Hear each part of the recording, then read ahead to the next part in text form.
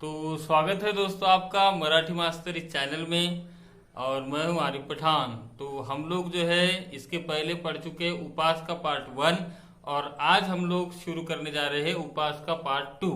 तो चलिए स्टार्ट कर देते हैं। शेवटी मला राहावेना भजांची 6वी प्लेट उडवल्यावर मी अत्यंत केविलवाण्या सुरात म्हणालो की सध्या मी डाएटवर असल्याचे सर्वांना सांगितले। अब आपको पता है कि मुसड़े साहब ने जो है एक फरमाइश कर दी थी कि अगर नहीं रहे तो पार्टी कैसी। तो उसके ऊपर नाडगौड़ा जो है वो गुस्सा होकर उन्होंने क्या किए थे, आचार्य को बोला था कि स्पेशल भजे की प्लेट लगाओ। तो ऐसा जब स्पेशल भजे की प्लेट लगाई गई तो उसमें जो है फूलो देशपांडे इन्होंने पहली, दूसरी, तीसरी, चौथी, 5वीं प्लेट खा ली है। अब 6वीं प्लेट वो तो खा के हो भी नहीं रही थी उनकी, लेकिन कैसे भी करके खाना शुरू था। और फिर जो है उनको बड़ी याद आती कि अरे मैं तो आज डाइटिंग पे हूँ। तो ये जो है उन्होंने सबके सामने बात रखी कि नहीं नहीं मैं तो नहीं खा सकता क्योंकि मैं तो डाइटिंग कर रहा हूँ।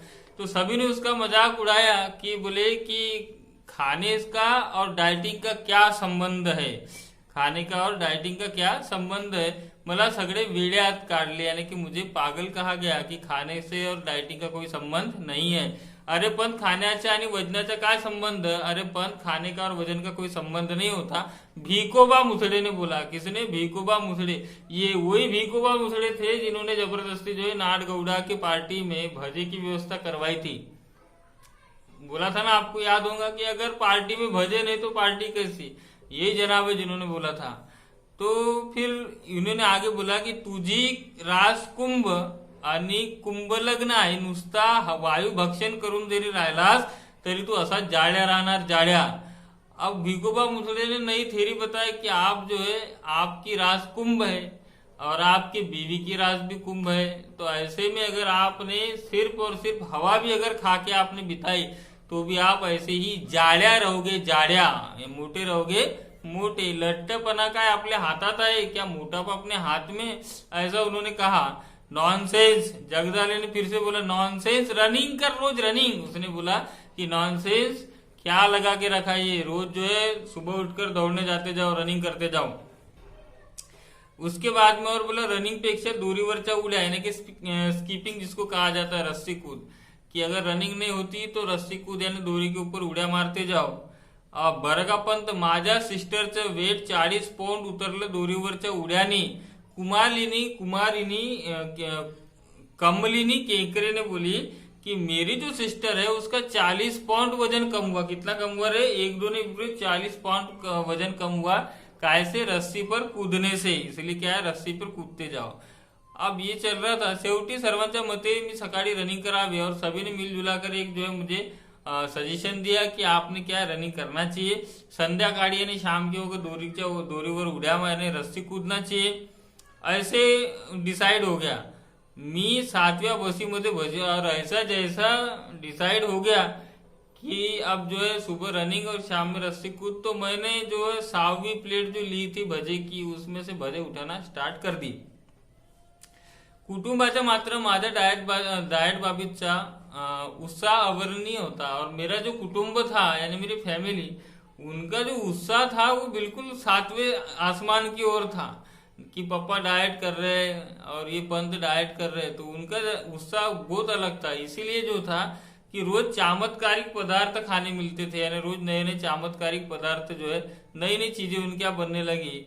अब क्या था, तो एक बार नुस्ते परवड़ आपको पता होगा एक सब्जी है, तो उसकी बीवी ने जो है उबले हुए परवड़ उसको दे दी, सिर्फ और सिर्फ उबले हुए परवड़।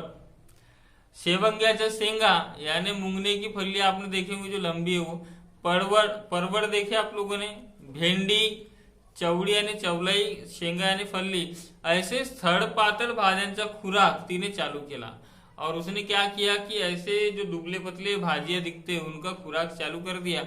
और गोभी, कॉलीफ्लावर, ऐसे बारसेदार मंडळी, बारसेदार यानी मोठे ताजे खाए पिए घर के, उनकी स्वयंपाक घर से हकालपट्टी झाली, यानी कि उनको बाहर निकाल दिया गया। सकाळचा चहा देखील सुरुवातीला होता तसा राहिला नाही। अब जो सुबह की चाय थी वो भी पहले जैसी नहीं रही। बल्कि बिनसाखरेचा चहा इतका कडू असेल याची मला कधीच कल्पना आली नहीं। और लेखक कहते हैं कि बिना शक्कर की चाय इतनी कड़ू होंगी, इसका मुझे पहले अंदाज नहीं आया था। चहा सुरुवातीला बिनसाखरेचा असूनही कडू लागला नहीं। क्यों? क्योंकि लेखक कहते हैं कि बिनसाखर का चाय मैंने पिया इसके पहले भी, लेकिन मुझे वो कभी कडू नहीं लगा। तेवढं सांग। अब उसकी बड़ी क्यूरियोसिटी थी, उसने पूछा कि उसका तो बताओ चाय कडू क्यों नहीं लगा। तो ऐसा बोलने के बाद में कुटुंब वालों ने उसको बताया कि हेच ते म्हटलं ते काय उगीच। मैंने हेच क्यों बोला? अरे अहो, सुरुवातीला मी तुम्हाला बिनसाखरेचा चहा दिला तो बिनसाखरेचा नव्हताच मुड़ी, और उसकी जो वाइफ थी देशपांडे, तो उन्होंने बोला कि जो शुरुआत में आपको चाय दी गई थी वो बिना शक्कर की नहीं थी, बल्कि उसके अंदर थोड़ी सी शक्कर थी। नव्हता मला बिनसाखरेचा चहा म्हणून काय सांगितलं। अब जैसा उसको पता चला तो उसने बोला कि नव्हता। अरे आपने बोले कि इसमें शक्कर नहीं है, मुझे तो लगा कि शक्कर नहीं है, लेकिन वो तो शक्कर का था। अब वो थोड़ी सी रायली होती साखर। उसकी बीवी बोलती है कि अरे थोड़ी सी शक्कर बची थी, तो मैंने भी सोचा कि संपेपर्यंत चालू दे, जब तक खत्म नहीं होती जब तक जो है शक्कर थोड़ी थोड़ी डालती जाऊंगी। काल संपली, और वो शक्कर जो थी वो कल संपली यानी खत्म हो गई। तो आज जो आपको प्योर बिन शक्कर का चाय जो है मैं लेकर आ गई। अब म्हणजे खल्लास। अब लेखक ने जो है ये देखने के बाद बोला कि अरे बाप रे, किती लाख कॅलरीज माझ्या पोटात गेल्या, कसलं कमी होतंय वजन। और उसने कहा कितने लाखों कैलोरी जो है मेरे पेट में जा चुके हैं, अब मेरा वजन कैसे कम होगा। सांगितलं नाहीस का मला, तूने मुझे क्यों नहीं बताया। उगीच आरडा करू नका। उसकी बीवी बोले ए खामोश बैठ, उगीच यानी फालतू में आरडा उरडा मत करो, मेल काय ते होईल, यानी जो होने का वो होगा। होईल वजन हळूहळू कमी। वजन का क्या है, धीरे धीरे जो है वजन का। आम्ही कुणाच्या मागून तर खात नहीं, हम किसी के बाप का नहीं खाते, हम किसी से मांग कर नहीं खाते। तो हमारा वजन है होगा अपने हिसाब से कम, हम अपना कमवूनच खातो, यानी कि हम अपना कमाकर ही खाते हैं। वजन वाढलं तो वाढू दे, यानी अगर वजन बढ़ता है तो बढ़ने दो। मुलांना देण्यासाठी लाडू बसीत ठेवत आणि माझ्या वजनक्षय संकल्पना आणखी नवीन सुरुंग लावी। सुरुंग यानी कि बॉम्ब स्फोट करना, उसको स्फोट करना बोलते। तो इसका जो संकल्प था वो क्या था कि मैं लाडू नहीं शक्कर नहीं खाऊंगा, लेकिन इसकी जो बीवी है जो लड्डू लेकर आई अपने बच्चों के लिए। अब ये एक तरफ से पुल देशपांडे जो है अभी इतना बड़ा चैप्टर क्लोज किया उन्होंने बिन शक्कर के चाय का, तो नया चैप्टर ओपन हो गया। कौन सा? कि उनकी बीवी ने लेकर आई लड्डू लेकर आने के बाद में उसको क्या कहा कि ये लड्डू कशाला केलेस तू लाडू, साखर असेल त्यात, उसमें क्या होंगी, शक्कर होंगे, इस साखरे सिवाय आमच्या नाही घराण्यात केलं कोणी। और उसकी बीवी जो है पुले देशपांडे की शर्मा की, अरे हमारे खानदान में किसी ने बिना शक्कर के लड्डू नहीं बनाए, ऐसा उनको जवाब देती है। तात्पर्य बिन साखरेचा चहा होता है खरे, परंतु लाडवाच्या रूपाने काही कैलोरी पोटात गेलाच, यानी कि बिन शक्कर का चाय तो उनको दिए, लेकिन अब उन्होंने जो है लड्डू भी घपाघप निपटा डाले। अब उनको तो मालूम था डाइटिंग कर रहे, लेकिन फिर भी जो है खाने की इच्छा कम होती है क्या, तो अब वो लड्डू के स्वरूप में बहुत सारे कॅलरीज उनके पेट में चले गए। दोरीवरच्या उड्या फक्त एक प्रयत्न आणि पहिली शेवटची ठरली। दोरीवरच्या उड्या जो थे उसकी पहली और आखिरी जो है एक ही बार में अटेम्प्ट जो था वो पहला ही आखिरी हुआ, क्योंकि 8x10 आमच्या दिवाणखान्यात, क्योंकि उनका जो हॉल था वो 8x10 यानी 8x10 का हॉल था। और वहां पे जो है पहली बार उन्होंने रस्सी फेकी तो एका दोरीवरून एकाच्या डोक्यावरून दोरी पलीकडे ते ड्रेसिंगच्या टेबलाच्या तेलाच्या औषधा बाटल्या घालून नेली। यानी जैसे उन्होंने रस्सी फेंकी तो जो बाजू में बिल्कुल सामने ड्रेसिंग था, ड्रेसिंग के ऊपर औषधि यानी कि दवाइयां और तेल की बोतल रखी थी, वो सब साथ में लेकर आगे रस्सी। और दूसरे बार जब वो दोरी अर्धवट यानी आधी ही घुमाई थी तो आचार्य बाबा बर्वेच्या गळ्यात यानी उनके गले में जाकर रस्सी अटक गई। त्यांच्या माझ्यावर आधीच राग होता है, उनका जो था पहले से मुझ पर गुस्सा था, लेकिन मैं उपवास करता हूँ, मैं डाइट करता हूँ, ये उनको जब पता चला तो उनकी जो है सारी मंडली ने सब जो है वो समाचार लेने कैसे पंथी है वो सब पूछताछ करने आए थे। लेकिन आचार्य बाबा बर्वे शेजारी असून यानी कि बाजू में रहता था, लेकिन अभी तक नहीं आया था। तो ये उसकी उपास हे त्याचे खास राखीव कुरण होते. और ये उपास जो है उसका राखीव कुरण यानी एक ऐसा ऐसा एक विषय था जिसके ऊपर जो है वही अपना अधिकार जताता था. हा दुष्टपणा माझ्याकडे दोरी अटकून केला, ठीक है. उसने कहा कि ये जो दुष्टपना है तुम्हारा, ये तुमने मेरे गले में जो रस्सी डालकर किया तो ठीक है, लेकिन तुम्हारे लिए जो है ये तुमच्या वयाला यानी आपकी जो एज है उसमें ये धिंगा मस्तीला यानी जो धिंगा मस्ती कर रहे, अगर मेरे जगह कुछ दूसरा कोणी जर बळी पडला असता तर तुमची धडगत नव्हती, यानी फिर तुम्हारी खैर नहीं थी. ये तो मैं हूं करके सहन कर ले रहा हूं. अदरवाइज अगर किसी दूसरे के गले में अगर इस रस्सी पड़ती तो वो सहन बिल्कुल नहीं करता. मैं तुम्हाला क्षमा करतो, मैं तुझे माफ कर रहा हूं. अब लेखक कहते पण मी मुद्दा मैंने की जानबूझ करके मैंने हे नहीं किया आचार्य. अहो वजन कमी करायला दोरीवरच्या उड्या मारतोय मी. अरे मैं वजन कम करने के लिए रस्सी के ऊपर रस्सी कूद कर रहा हूं. काही उपयोग होणार नाही. उसने कहा कि काहीही उपयोग होणार नाही. अब इतना बोलने के बाद पंत ने बोला कि क्यों? का म्हणजे जिभेवर ताबा नाही तुमच्या, यानी तुम्हारी जो जीभ है उसके ऊपर तुम्हारा कंट्रोल नहीं है. मनाची एकाग्रता, मनाची यानी कि मन की एकाग्रता होना चाहिए और त्यासाठी प्रथम काही गोष्टी छोड़ाव्या लागतील. और इसीलिए जो तुमको सबसे पहले कुछ चीजें छोड़ना पड़ेगा. अब जब उनको इतने सारों ने बोली दिया था तो इनकी भी सुन लिए. क्या छोड़ना पड़ेगा? तो सबके पहले बोला कि बोलना छोड़ा, यानी सबके पहले बातचीत करना बंद करो. तो इसने बोला बोलणं सोडू. अरे अजिबात खाण्यासाठी तोंडाचा वापर कमी करायचा एवढं पाहिलं की तुम्ही, पण बोलण्यासाठी देखील त्याचा वापर बंद केल्याशिवाय तुमची जीभ ताब्यात राहणार नाही. यानी तुमने अभी तक जो है खाने के लिए जो अपना मुंह बंद किया बस उसी पे समाधान माने, बल्कि आपको बोलने में भी मुंह खोलना पड़ता है. तो अब उसके ऊपर भी अगर आप काबू करेंगे तो आपकी टंग के ऊपर, जीभ के ऊपर काबू आ जाएगा. ऐसा उनका कहना था.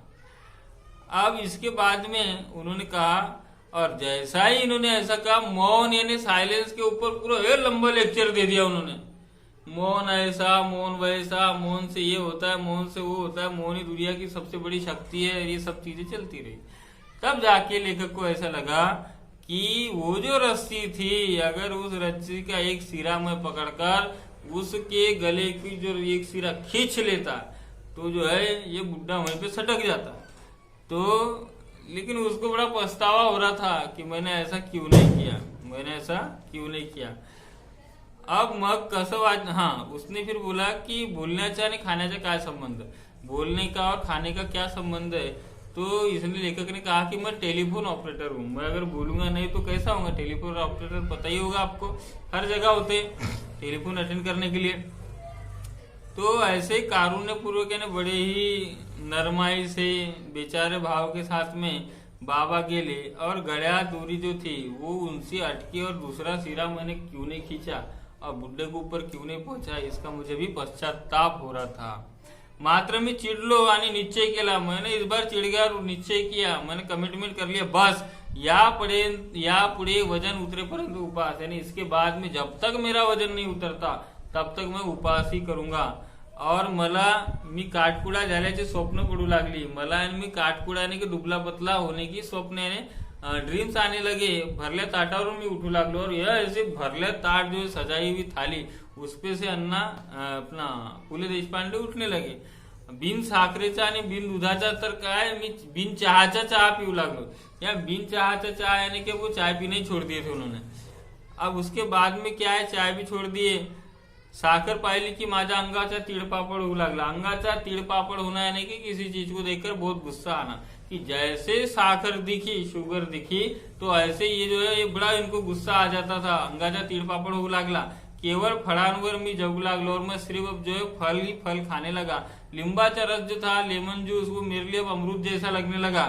और अंधेरीच्या गोठ्यात, अंधेरी मुंबई में, वहां पे जो गोठ्यात जाऊ लागलो, वहां पर जो गाय का गोठा था यानी गांव पे गाय रहती थी, वहां जाने लगा. काय के लिए, धारोशने दूध पीने के लिए जाने लगा. दोरीवरच्या उड्या केवळ खालच्या मजल्यावरच्या मंडळीच्या दुष्टपणाने आकसाने केलेल्या तक्रारी. दोरीवरच्या उड्या यानी कि जो रस्सी कूद थी वो जो नीचे का फ्लोर था, वहां के जो लोग थे उनके मनाई करने की वजह से, आकस की वजह से और उनके दबाव की वजह से बंद करना पड़ा.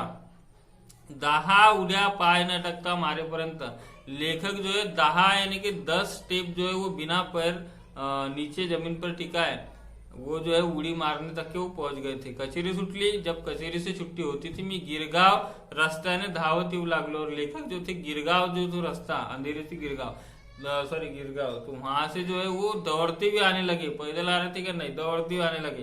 केवल पौष्टिक ही आहार वो लेते थे और सात्विक आहार यानी कि शुद्ध शाकाहारी आहार जिसको हम लोग बोल सकते वो चल रहा था.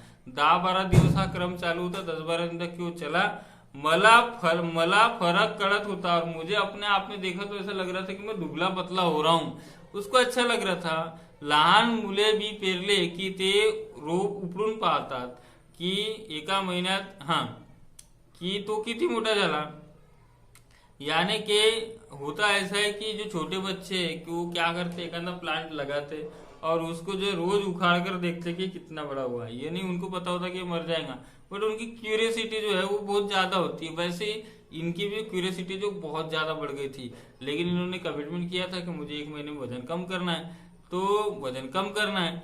और इसीलिए क्या किया उन्होंने, रोज कांटे के ऊपर जाते थे, वजन काटा, लेकिन वजन नहीं करते थे. इच्छा दाबून धर ली. बराबर 1 महीने में वजन किया और 1 महीना होने दिया और 1 महीने के बाद जाके उन्होंने वजन किया. 1 महीना भर तुप यानी कि घी का जो एक थेंब भी उन्होंने नहीं खाया था. केवळ दूध, सिर्फ दूध पिया था. दुर्दैवाने रोज गायचे धारोष्ण दूध मिळण्याची सोय नव्हती. और उनका दुर्भाग्य ऐसा था कि गाय की धारोष्ण दूध यानी कि गाय का दूध जो आंखों के सामने दुहा जाए उसको धारोष्ण दूध कहा जाता है, वो मिलने की उनके पास व्यवस्था नहीं थी. एकूण आहार व्रत जोरात होते, यानी एकूण कुल मिलाकर जो आहार व्रत था, डाइटिंग थी, वो चल रही थी, अच्छी खासी चल रही थी. 15 वाड्यात फक्त 2 वेळा साखरभात झाला और 15 वाड्याने 15 दिन में सिर्फ 2 बार साखरभात यानी शुगर चावल उन्होंने खाए. एकदा सोकोजीने चोरून कोळंबी भात दिला और एक बार सोकोजी ने जो है उन्होंने कोळंबी भात दिया, एक मसाला भात जैसा टाइप है. और उसके बाद में खालच्या मजल्या और नीचे के मजले में एक भावजी परसटवार इन्होंने नागपुरी वड़ा भात यानी कि भी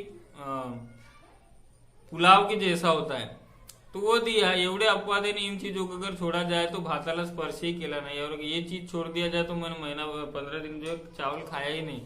त्यामुळे चर्बी युक्त यानी कि फैट्स युक्त जो पदार्थ वो शरीर में कम गए और इससे क्या हुआ की माझ्या एकूण निश्चय पाहून चाळीतली मंडळी आदर त्याने पंत फरक दिसतो. अब पहले हमने क्लास की स्टार्टिंग में बोला था कि 3 टोमणे मारे गए थे कि हात दाखवून अवलक्षण, पिल्लं नाही तर खासगी झाला, नुसतं भानगड है ना. तो ये जो थे यही लोग अब इनकी तारीफ करने लगे. पंत फर्क दिख रहा है, पंत तुम बारीक हो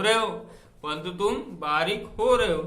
तो ये सब चीजें चालू होने लगी और इनकी नजरें जो सूक्ष्म नजर थी बारकाई से, वो मंडळी जो है उनकी डाएट की अच्छाई जो है वो उपासाची चेष्टा ने करत होती. त्यांना फरक दिसतो अशी कबुली द्यायला सुरुवात केली होती. यानी जिन्होंने इसका पंत का मजाक उड़ाया था वो पंत की तारीफ करने लगे थे. जनोबा रेंगे शुरुआत में आए थे. उन्होंने अत्यंत कुचकट शेजाराले पंत भलते जो काय रोडावले और उन्होंने बोला कि जिनके मुंह से एक वर्ड नहीं निकलता था, उन्होंने बोला कि पंत कितने दुबले दिख रहे आप कितने दुबले, भलतेच काय रोडावले असे मान्य करावे लगे, ऐसा उनका मानना हुआ. मंडळी प्रशस्तीने मला भीती होती और उनकी जो तारीफ थी उससे मुझे भीती यानी डर लग रहा था. वो एक गोष्टाची, कौन सी, मुठभर मांस चढण्याची. मुठभर यानी मुठ्ठीभर मांस यानी कि गोश्त चढ़ना. पण असली तुरडक तारीफ एकूण मी चढ़ण्यासारखा नव्हतो. लेकिन अगर कितना भी अगर मुझे चढ़ाने की कोशिश की जाए तो मैं ऐसे छोटी छोटी तारीफों से चढ़ने वाला नहीं था. इतक्या असामान्य मनोनिग्रहाने इतनी सारी मेहनत के बाद खात्रीने मी ऑफिस समोर वजनाच्या यंत्रावर पाय ठेवला आणि आनेली दाबून तिकीट आले. और इतने दिनों के बाद 1 महीने के बाद में बड़े ही आखिरकार वो वजन काटे पे गए.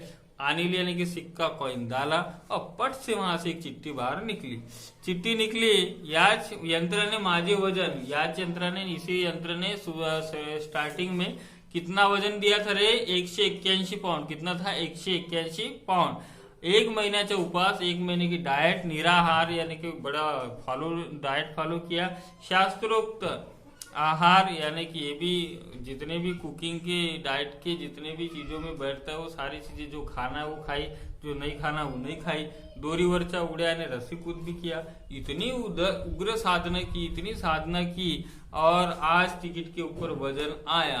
आप लोग गेस कर सकते कितना? 50 पाउंड वजन कम हुआ होगा, 100 पाउंड कम हुआ होगा, है नहीं? मिनिट भर माझा विश्वास बसेना, लेखक का मिनिट भर विश्वास ही नहीं बैठ रहा था। क्यों नहीं बैठ रहा था? क्योंकि 192 पाउंड, क्योंकि क्या था 192 पाउंड। और भविष्य थे आप बहुत ही समझदार व्यक्ति है, और भविष्य क्या था? आप बहुत ही समझदार व्यक्ति है। 1 से 81 के 192 यानी कि 11 पाउंड जो है वजन बढ़ चुका था। हल्ली मी वजन आणि भविष्य, हल्ली यानी अभी जो है मैं वजन और भविष्य इन दोनों को जो है ज्यादा चिंता नहीं करता, और विशेषतः डाएटच्या आहारी या जन्मात जाणार नहीं, यानी इस जन्म में तो डाइट के चक्कर में फिर से मैं पड़ने वाला नहीं हूँ। 6 अरे वजनाचा मार्ग भलत्याच काटातून जातो, यानी वजन कम करने का मार्ग यानी रास्ता जो है वो कुछ और ही यानी और ही रास्ते से जाता है, वो मेरे जैसों के लायक नहीं। इसलिए वजन जो है कम करने का मैंने छोड़ दिया। इस तरीके से जो थे ये सेकंड पार्ट था। उम्मीद है कि आपको पसंद आया होगा। अगर पसंद आया है तो सब्सक्राइब कर लीजिए, और साथ में इसके जो डिस्क्रिप्शन बॉक्स है उसमें आपको पार्ट 1 की भी लिंक मिलेंगी, और साथ में एक टेस्ट भी मिलेंगी। वो टेस्ट आप लोग पूरा वीडियो देखने के बाद टेस्ट देखना है, उसको सॉल्व करना है, उसमें आपको तुरंत ही रिस्पॉन्स भी मिल जाएगा। तो उम्मीद है कि आपको पसंद आया होगा। मिलते हैं अगली वीडियो में। चलिए।